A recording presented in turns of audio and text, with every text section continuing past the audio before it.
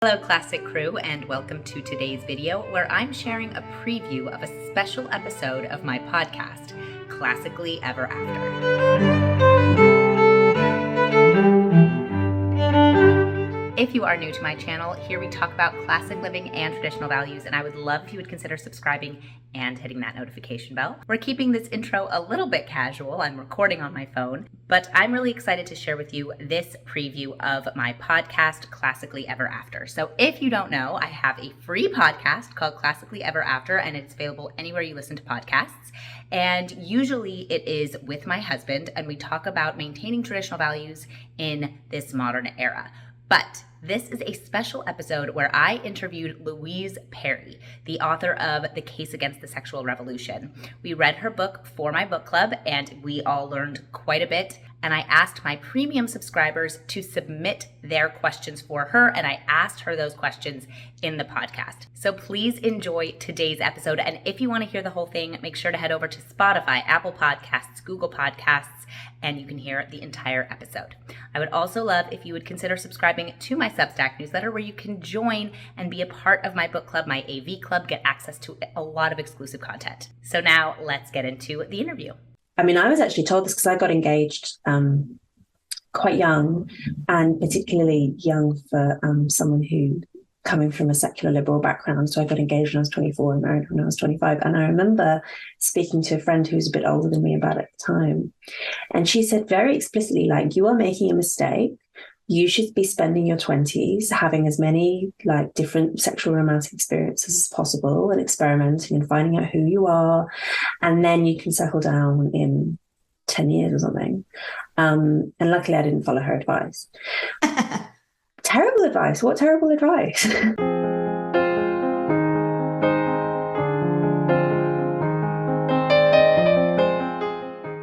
Hello, and welcome to a special episode of Classically Ever After. On today's podcast, I'm interviewing Louise Perry, author of The Case Against the Sexual Revolution, a book we read for book club, and she's answering your questions. I'm really looking forward to sharing this podcast with you all today, so make sure to take a listen all the way to the end, and we'll be back to our regularly scheduled programming next week. So thank you so much for joining me on today's episode of Classically Ever After. I'm so excited to have you. We recently read your book, The Case Against the Sexual Revolution, with our book club, and it was a fantastic discussion. People were really into it. They enjoyed it immensely, also learned a lot because, there's so much to talk about with this book. So I'm going to ask you the question that I'm sure you've heard ad nauseum at this point, but what inspired you to write The Case Against the Sexual Revolution?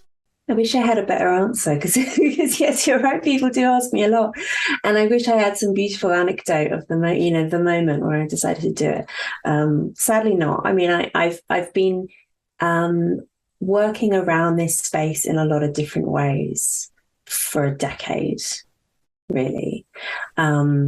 Initially in what I studied at university, and then in working in rape crisis, and then as a journalist, and then as a campaigner, and I kept sort of being led back to this narrative of the sexual revolution, this idea that it had been done for women, by women, that it was unambiguously a good thing.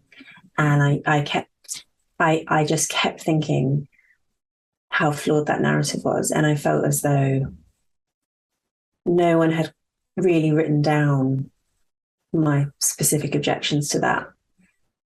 And so I thought I probably should. Well, it seems like you have the background for it. But the thing that I found fascinating was that, I went online to search Louise Perry, like on any streaming platform, to see kind of what you'd said before, who'd interviewed you. And what's fascinating is how many people have interviewed you on both sides of the political spectrum. I mean, you've got people on the far left talking to you about this book. You've got people on the far right talking to you about this book. So did you expect your book to strike a chord with so many different people on both sides of the aisle? No. Well, I mean, I didn't expect it to be as big a deal as it's been because this is my first book. I published with a very small academic publishing house. I don't think anyone thought that it was going to be make quite as big an impact as it has, which is obviously a great problem to have. I've had such an exhausting summer, let me tell you, because I can believe it. Because we have a toddler at home and I've got all these other work commitments and everyone wants to talk about this book all the time, which is obviously wonderful, but it's slightly overwhelming. And yeah, I mean, I would say that it's probably been I've probably had a little bit more positive attention from conservatives. Yeah. So, sort of centre right range. But you're right that there's been feedback from across the political spectrum, and it has mostly been positive, amazingly, because I did think when writing it, I sometimes I'd write sentences and I'd be like, that's it, I'm done, that's my career ruin, because there's so much cancelable stuff in this book.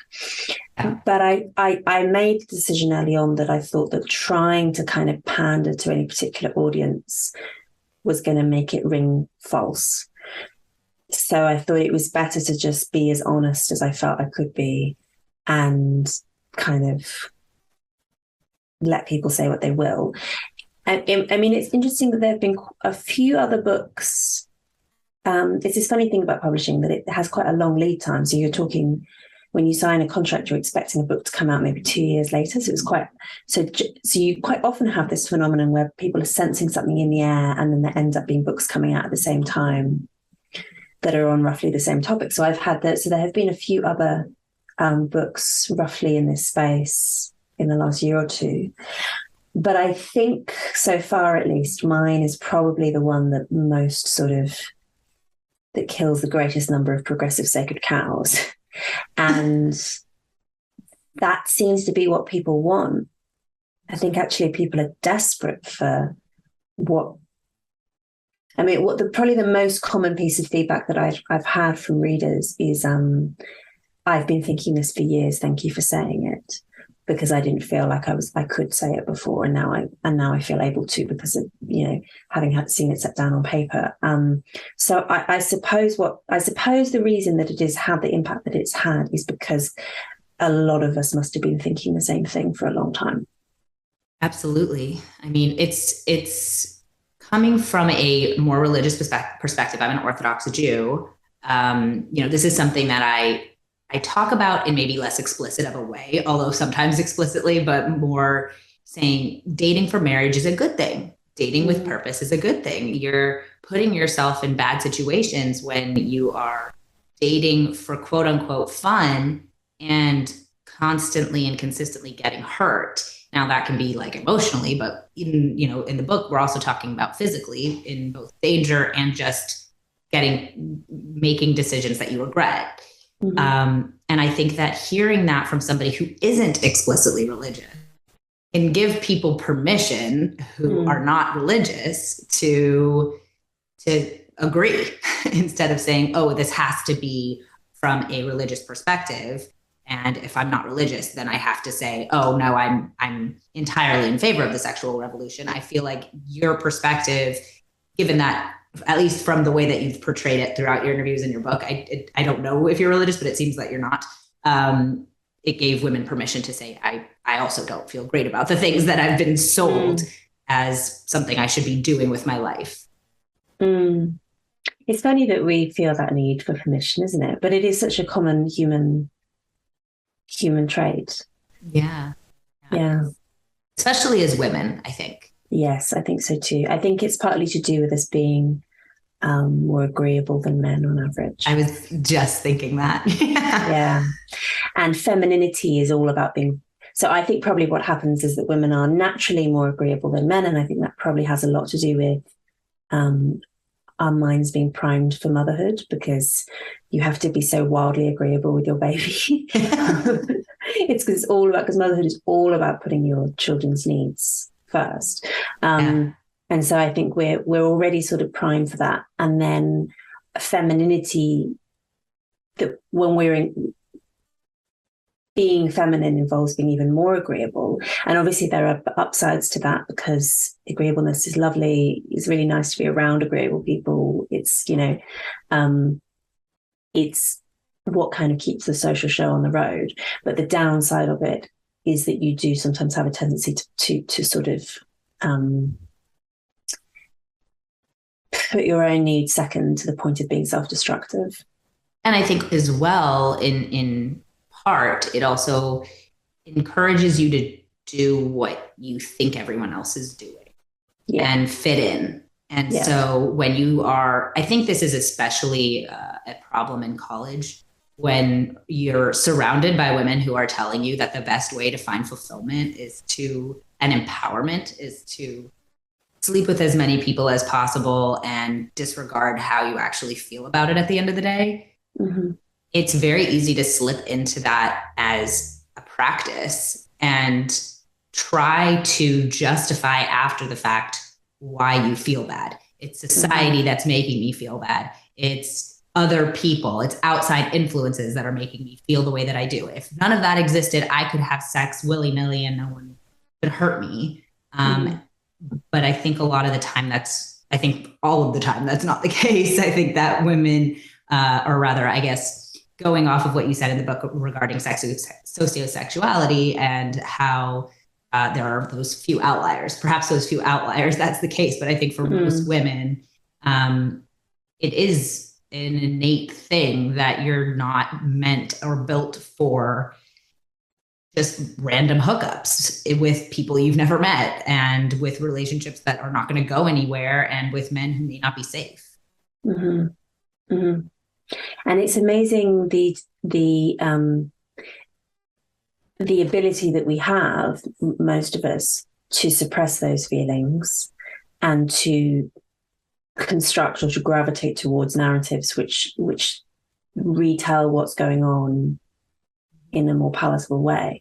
But then I don't think I have spoken to so many women, both before and after the publication of this book, who said that they had this exact journey of doing the hookup culture thing, feeling bad, not quite like knowing why, telling themselves the progressive story to make it seem better, and then later on saying, hang on, I can't believe I put up with that, what a mistake. I have never found anyone who's gone in the other direction.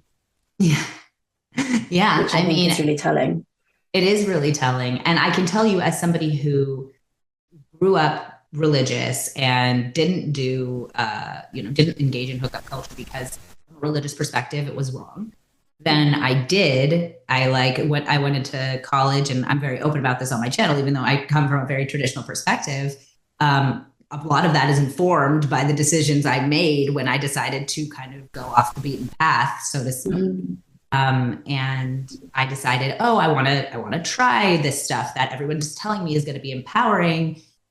And I would feel awful the next day. And it had nothing to do, I think there's kind of this misperception or misconception that it would be because I had ingrained in me these religious feelings of guilt, but it had nothing to do with that. It had everything to do with, I'm, hooking up with someone who I have no feelings for, and they really have no feelings for me. And maybe I'm getting more attached than he is, or whatever it is.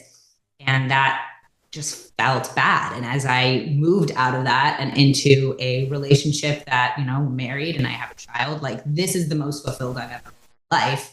And it's because this is, I think, is healthy. Like, this is protective for me. It's protection for my child from, a very practical perspective. And then from a very not practical perspective, I get to live the best life by having, love every single day from my husband and from my baby.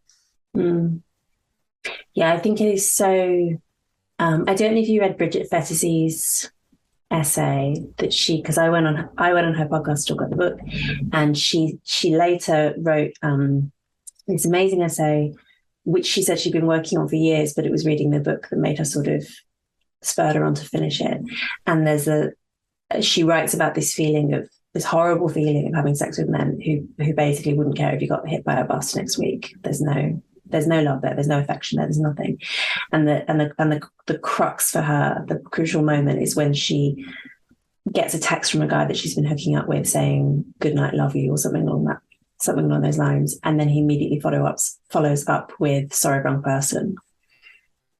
Yeah, I know. Yeah, and that's not uncommon. No, it's not. If anything, it's regarded as a rite of passage. Yeah, not quite that extreme level of like texting embarrassment, but yes, the idea that you should. I mean, I was actually told this because I got engaged quite young, and particularly young for someone who coming from a secular liberal background. So I got engaged when I was 24 and married when I was 25. And I remember speaking to a friend who was a bit older than me about it at the time. And she said very explicitly, like, you are making a mistake. You should be spending your 20s having as many like different sexual romantic experiences as possible and experimenting and finding out who you are. And then you can settle down in 10 years or something. And luckily I didn't follow her advice. Terrible advice. What terrible advice. Awful. But it's such a common idea that sex is like a skill set that has to be refined with as many partners as possible. That's kind of the idea.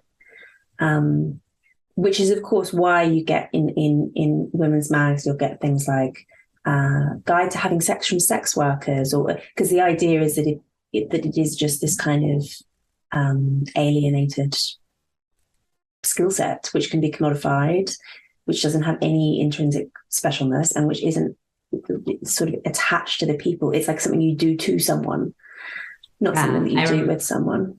Thank you so much for watching this preview of my podcast, Classically Ever After. Make sure to go and listen to the entire episode and subscribe. And if you aren't already subscribed to my Substack newsletter, head over to classicallyabby.substack.com. If you're not following me on social media, it's Classically Abby absolutely everywhere. Thank you so much for watching, and I'll see you guys in my next video. Bye!